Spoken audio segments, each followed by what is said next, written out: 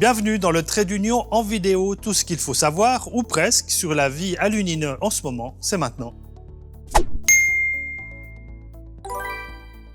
Le Dies Academicus, c'est le jour de l'année où l'Université de Neuchâtel sort ses apparats pour célébrer la connaissance et la recherche.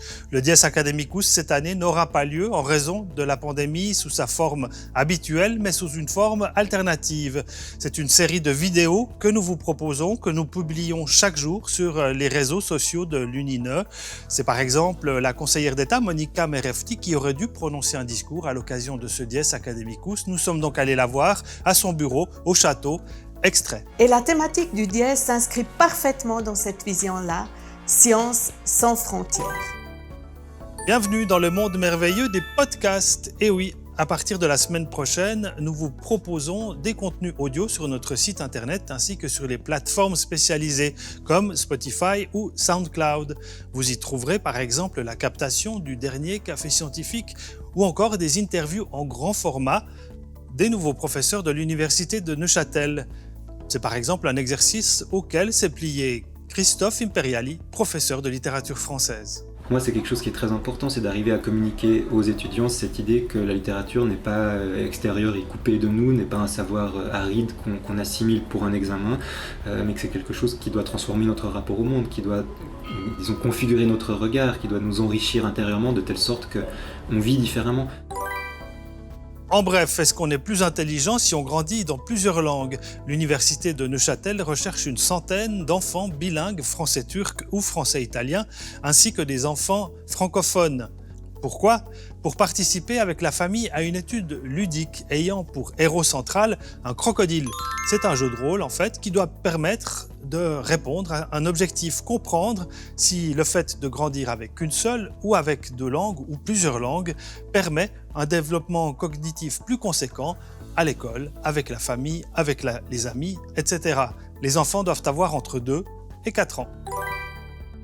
Sinon, le 29 novembre prochain, les Suisses votent notamment sur l'initiative dite pour des multinationales responsables. Hélène Hertz de l'Institut d'ethnologie de l'Université de Neuchâtel et Yvan Schultz, chercheur indépendant, ont saisi cette occasion pour publier « Entreprises et droits humains, les limites de la bonne volonté ».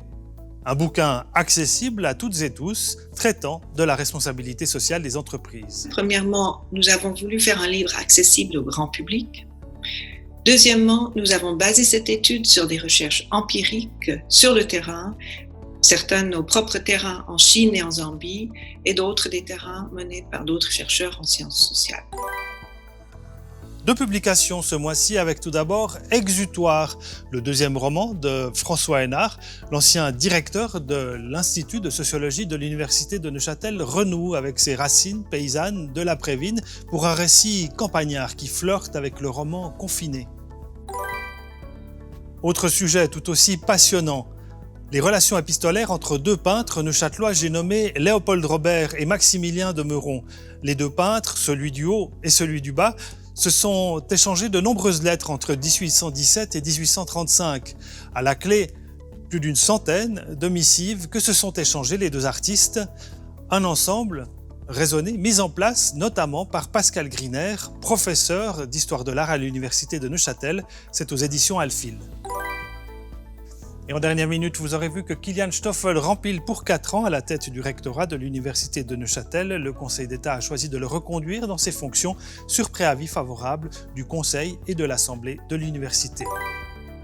Et pour terminer, on vous rappelle l'existence du gel hydroalcoolique désinfectant UNINE, disponible gratuitement dans tous les points d'accueil. Bien se laver les mains est un des principes fondamentaux, un des gestes barrières les plus importants pour lutter contre le coronavirus. Alors lavez-vous bien les mains aussi souvent que vous le pouvez. Et nous, en attendant, on se dit à très bientôt. Prenez soin de vous, à très bientôt pour un prochain Trait d'Union.